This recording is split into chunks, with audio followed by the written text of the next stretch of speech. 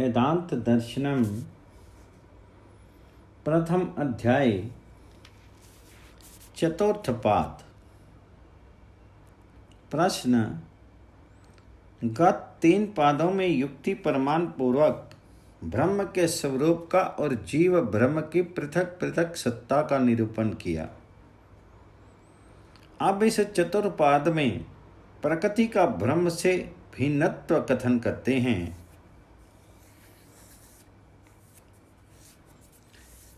कुछ एक आचार्यों के मत में अनुमान के आधार पर प्रकृति को ही जगत का कारण मानते हैं, अर्थात प्रकृति का स्वभाव ही है जगत का स्वतः बन जाना।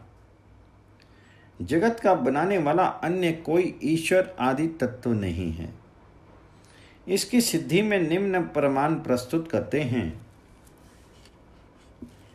अर्थात जिस प्रकार प्रदीप्त अग्नि से हजारों समान रूप के शोले प्रकट होते हैं, हे सौम्य, उसी प्रकार अक्षरात प्रकृति से विविध प्रकार का जगत उत्पन्न हो जाता है।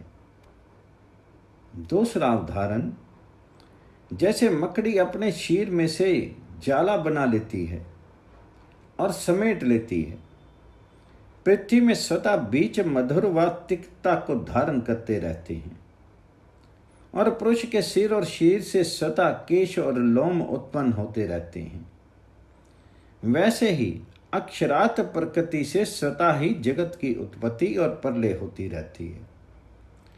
इसका कोई अन्य चेतन आदि कारण ईश्वर रूप में नहीं है।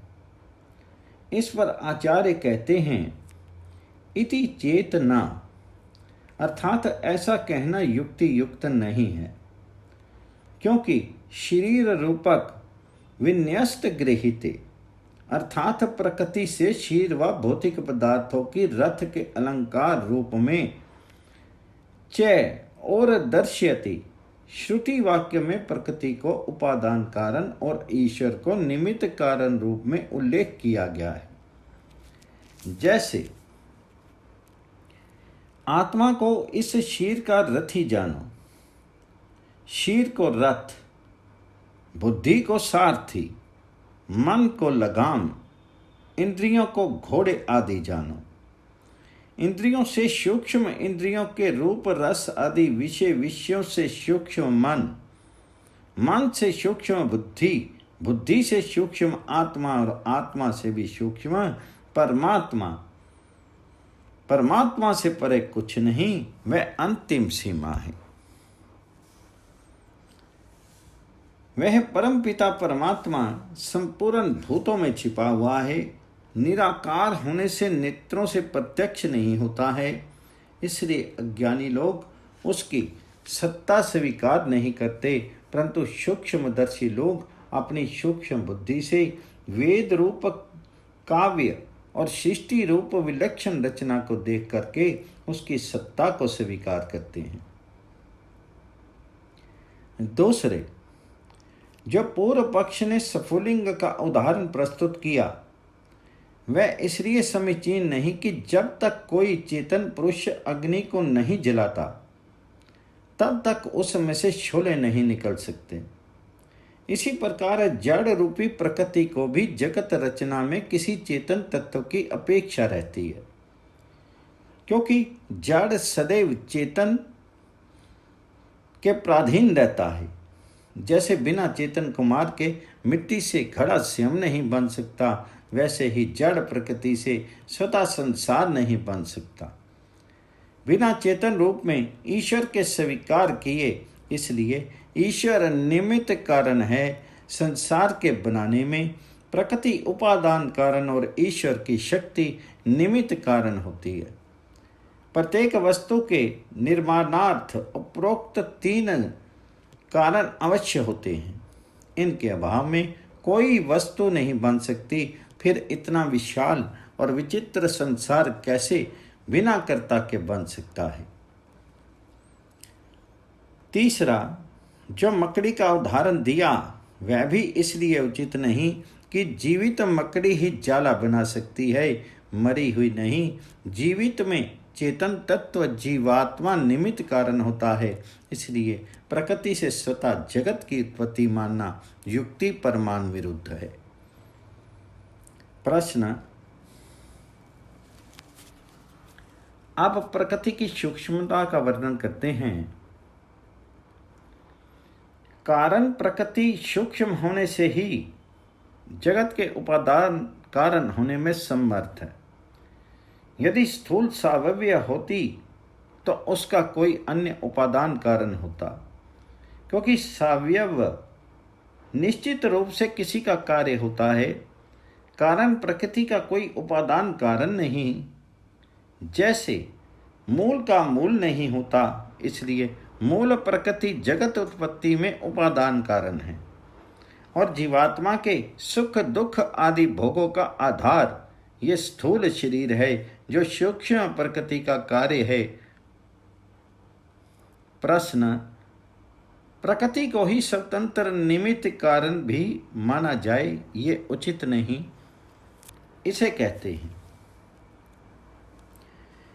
प्रकृति ब्रह्म के अधीन होने से ही अर्थवत जीव के कर्म फल भोग में और जगत उत्पत्ति रूप कार्य के लिए सामर्थ्य वाली होती है, बिना अधीन के किसी भी योग्य नहीं होती।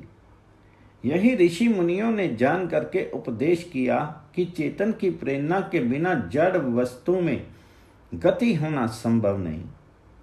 वह गति देने वाला एकमात्र ब्रह्म के अन्य नहीं हो सकता। और जगत उत्पत्ति का प्रयोजन है जीवात्मा के भोग और अपवर्ग को सिद्ध करना। यदि जगत उत्पत्ति ना हो तो मोक्ष जीव सदैव मोक्ष में रहेंगे और बंधन वाले बंधन में, जो एक अन्याय का भी द्योतक होगा। ईश्वर न्यायकारी और दयालु है। जगत उत्पत्ति में ये दोनों गुण ईश्वर के कार्य रूप में परिणत देखे जाते हैं। शुभ कर्मी सुखी और अशुभ कर्मी दुखी, यही उसका न्याय और दया है। दया का अर्थ है पापी को दंड देकर पाप से बचाना, शुभ कर्मों में लगाना। प्रश्न, पुनः उक्त विषय में अन्य हेतु देते हैं। प्रकृति को जीव के लिए जानने वाला कथन नहीं किया, जबकि परमात्मा को शास्त्रों में प्राप्त करने योग्य कहा गया है। जैसे तैत्तिरीय उपनिषद 2:1, ब्रह्म को जानने वाला जीव ब्रह्म पद को प्राप्त कर लेता है।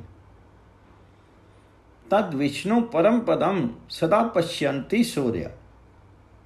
ऋग्वेद 1:22-20, उस महान व्यापक सर्वशक्तिमान परमात्मा के स्वरूप को विद्वान योगी ही सदा देखते हैं। प्रकृति के लिए कहीं भी प्राप्त करने योग्य नहीं कहा, इसलिए ब्रह्म को ज्ञेय कहना और प्रकृति को ज्ञेय ना कहना प्रमाणित करता है कि प्रकृति ब्रह्म के अधीन रहती है, ब्रह्म उसका अध्यक्ष है। प्रकृति चेतन ब्रह्म के बिना सृष्टि रचन रूप अद्भुत कार्य नहीं कर सकती। परमात्मा इस कार्य को करने में किसी की अपेक्षा नहीं रखता, यही उसका स्वतंत्र है। यह चेतन परमात्मा में ही संभव है। प्रश्न, पुनः उक्त विषय में पूर्व पक्ष कहते हैं कि कहीं कहीं प्रकृति को भी ज्ञेय कहा गया है। इसका उत्तर देते हैं, कहीं प्रकृति को ज्ञेय कहा है इति चेतना, वह उचित नहीं, क्योंकि प्रकरणात् प्रकरण से प्राज्ञ शब्द परमात्मावाची है, जिसका वर्णन कर आए हैं और जो कठोपनिषद 1:3-15 इत्यादि से प्रकृति का ज्ञेय तत्व सिद्ध करते हैं, वे प्रकरण से विरुद्ध करते हैं, क्योंकि ये सब विशेषण ईश्वर संबंधी कहे गए हैं, न कि प्रधान प्रकृति संबंधी। इसलिए प्रधान को कहीं भी ज्ञेय नहीं कहा, सर्वत्र ईश्वर को ही ज्ञेय तो कहा गया है। प्रश्न, ईश्वर जीव और प्रकृति ये तीन अनादि पदार्थ हैं। केवल प्रकृति ही नहीं इसे कहते हैं। सृष्टि रचन कार्य में ईश्वर निमित्त कारण, प्रकृति उपादान कारण, और जिसके लिए सृष्टि रची जाए वह जीव प्रयोजन रूप में होता है। इस प्रकार का लेख और तर्क भी उपलब्ध होता है। यथा एक समान आकृति वाले ईश्वर जीव रूप में दो पक्षी प्रकृति रूप एक वृक्ष पर बैठे हैं। उनमें एक ईश्वर दृष्टा है और दूसरा जीव उसके फलों का उपभोग कर रहा है। इस उद्धरण में तीनों का स्पष्ट वर्णन है। कठोपनिषद 5:12 में भी कहा है, एक ही ब्रह्म समस्त भूतों का नियंता और कारण रूप प्रकृति से नाना रूप जगत को बनाता है। जो धीर पुरुष योगस्थ होकर के उसे देखते हैं उनको ही शाश्वत सुख प्राप्त होता है, अन्यों को नहीं। इसमें भी ईश्वर जीव और प्रकृति का स्पष्ट उल्लेख है। दूसरे जो लोग इस गीता के आधार पर जीव ब्रह्म को एक मानते हैं उनको गीता के निम्न उद्धरणों पर भी ध्यान देना चाहिए। यथा इस संसार में दो प्रकार के पुरुष हैं, एक क्षर जीवात्मा, दूसरे अक्षर ईश्वर को जन्म मरण से रहित है, अर्थात आवागमन के चक्कर में नहीं आता। वह सर्वोत्तम परमात्मा कहलाता है जो समस्त संसार में व्याप्त होता हुआ वृक्ष को धारण आदि किए हुए है, इत्यादि। अनेकों उद्धरणों से ईश्वर जीव और प्रकृति तीनों अनादि पदार्थ सिद्ध होते हैं। यदि जीव को ना माना जाए तो सृष्टि रचन कार्य अनावश्यक हो जाए, क्योंकि ईश्वर भोक्ता नहीं, प्रकृति जड़ होने से स्वयं स्वामी नहीं। जैसे वृक्षों के फल और नदियों का जल दूसरों के लिए ही होता है, स्वयं वृक्ष और नदियां फल और जल नहीं खाते पीते। अतः युक्ति प्रमाण पूर्वक अनादि पदार्थ तीन ही होते हैं, न कम न अधिक। प्रश्न, प्रकृति की सत्ता में प्रमाण देते हैं। महत शब्द के समान ही प्रकृति का निश्चय किया जा सकता है कि अजा आदि शब्द प्रकृति का वाचक है। जैसे एक प्रकृति है जो रक्त शुक्ल और कृष्ण वर्ण युक्त है, जिससे नाना प्रकार का संसार बनता है। अज्ञानी इसमें फंस जाते हैं, ज्ञानी जन इसे साधन मात्र समझते हैं। इस प्रकार प्रकृति का वर्णन स्पष्ट है। माया शब्द भी प्रकृति के लिए ही आया है। उक्त विषय में पूर्व पक्ष कहते हैं, जिस प्रकार नीचे मुख और ऊपर से मोटा है वह चमस पात्र है। इससे न केवल पात्र का ही ग्रहण अपितु तद्दत किसी का भी ग्रहण किया जा सकता है। उसी प्रकार न जायते इत्यजा, जो उत्पन्न ना हो वह अजा है। इस निर्वचन के आधार से जो उत्पत्ति रहित हो उसको अजा कह सकते हैं। न केवल प्रकृति का ही ग्रहण माना जाए। उक्त पूर्व पक्ष का समाधान देते हैं। कुछ आचार्य लोग अजा शब्द से सूर्य आदि तेजों में जगत के उपादान कारण का ही ग्रहण करते हैं, पढ़ते हैं। यथा जो लाल रूप है वे अग्नि का, शुक्ल जल का और कृष्ण पृथ्वी का जानना चाहिए। इस प्रकार प्रकृति का स्पष्ट उल्लेख किया है। इसमें माया शब्द प्रकृति अर्थ में आया है और भी अन्यत्र शास्त्र में आया है। गीता 13:19 इत्यादि। आपने जो चमस समत का उदाहरण दिया वह समीचीन नहीं, क्योंकि लोक में रूढ़ी शब्द प्रयुक्त है। जैसे गाय से गाय, भैंस से भैंस, इसी प्रकार चमस पात्र से यज्ञ पात्र का ही ग्रहण है, वैसे ही अजा माया प्रधान शब्दों से प्रकृति का ही ग्रहण किया है।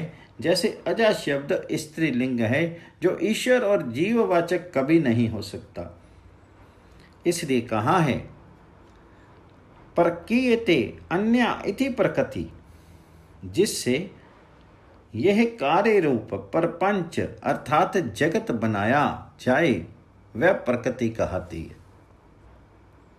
प्रश्न, प्रकृति को शुक्ल कृष्ण आदि क्यों कहते हैं? इसका उत्तर देते हैं। रूपक अलंकार से यहाँ प्रकृति को अजा और लोहित आदि वर्णों वाली कहा है। जिस प्रकार ये आदित्य देवताओं के लिए मधु है और वाणी को धेनु रूप में मान करके इसकी उपासना करें, इसी प्रकार प्रकृति को लोहित आदि वर्ण वाली कहा है। इस कारण कोई दोष नहीं है।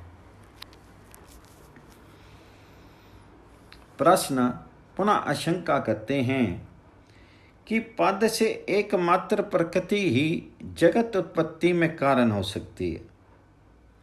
ईश्वर को मानने की क्या आवश्यकता है? इसका समाधान देते हैं। एक संख्या के ग्रहण होने पर ईश्वर को निमित्त कारण मानने में कोई विरोध नहीं। जगत उत्पत्ति में 3 अनेक कारणों का वर्णन है। उनमें पृथ्वी एक उपादान रूप में कारण है, इसलिए ईश्वर को निमित्त कारण रूप में मानना ही पड़ेगा।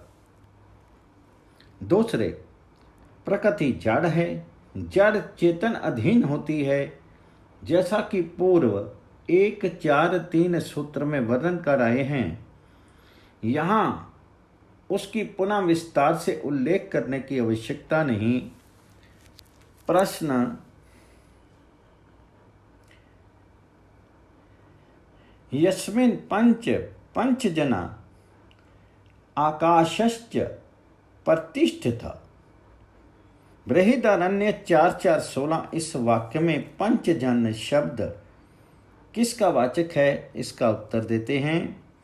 उक्त संदर्भ के अगले वाक्य में यह निश्चय होता है कि प्राणादि पंचजन शब्द से प्राण आदि 5 का ग्रहण है, जैसा शास्त्रों में कहा है। जो प्राण का भी प्राण है, नेत्र का नेत्र, करण का भी करण, कान, अन्न का भी अन्न और मन का भी मन है, उसको जानने वाले ब्रह्म को जानते हैं। अर्थात उस ब्रह्म को ही शक्ति से इन प्राण, चक्षु, श्रोत्र आदि में स्व विषयों को ग्रहण करने की शक्ति है। इसलिए कहा है उस प्राण के लिए नमस्कार है जिसके वश में ये संपूर्ण ब्रह्मांड है। इस उद्धरण में प्राण शब्द ईश्वरवाचक जानना चाहिए। इस प्रकार उक्त संदर्भ में पंचजना शब्द से 5 प्राण, चक्षु, श्रोत्र, अन्न और मन का ग्रहण है और वाक्य शेष से प्राण शब्द ब्रह्मवाचक है। प्रश्न, पुनः उक्त अर्थ में अन्य आचार्यों का मत कहते हैं। कान्व शाखा वालों के मत में अन्य अस्ति, अन्न का पाठ नहीं है, इसलिए वे ज्योतिषा अग्नि शब्द से 5वीं संख्या पूरी करते हैं। इस कारण भी दोनों में कोई पंचजना शब्द में विरोध नहीं है, क्योंकि दोनों स्व विचारों में स्वतंत्र हैं। विरोध ये माना जाता है कि जहाँ तक दूसरे के लिए ये कहना कि आपका ये मत ठीक नहीं, मेरा उचित है इत्यादि। प्रश्न, आप सृष्टि उत्पत्ति में भिन्न भिन्न विचारधाराओं का समाधान करने के लिए कारणत्व अधिकरण का प्रारंभ करते हैं। कारण भाव जहाँ जैसे सृष्टि उत्पत्ति के विषय ब्रह्म को निमित्त कारण रूप में उपदेश किया है वह युक्ति युक्त है। अर्थात पूर्व पक्ष का कथन है कि जगत उत्पत्ति के विषय में कई मत हैं, उनमें किसको ठीक किसको गलत माने ये संदेह है। जैसे कहीं सत्य से, कहीं असत्य से, कहीं आकाश से, कहीं प्राणों से मानते हैं इत्यादि। इस पर ग्रंथकार का मत है कि इनमें कोई दोष नहीं है, केवल समझने का ही भेद है।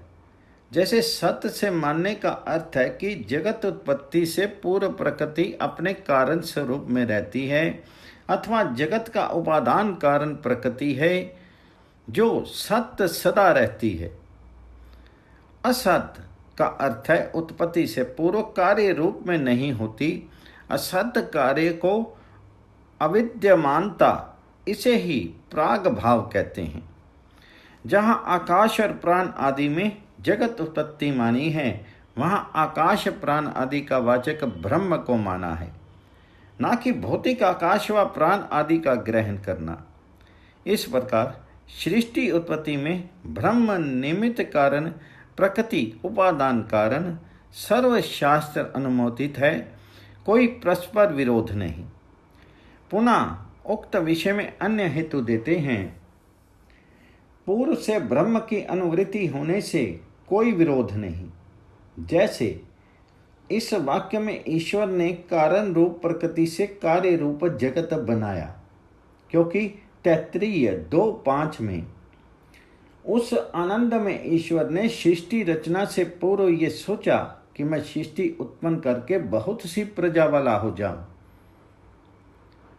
भाव ये है कि प्रलय अवस्था में ये संसार कार्य रूप में परिणित नहीं होता। इसी भावना से औपचारिक रूप से उसे असत्य कह देते हैं। ब्रह्म और जीव भी सदा रहते हैं, इसलिए असत्य का भाव सर्था अविद्यमानता नहीं समझना चाहिए। नहीं तो जगत उपादान कारण के बिना बनाया नहीं जा सकता, जैसे घड़ा मिट्टी रूप कारण के बिना नहीं बन सकता।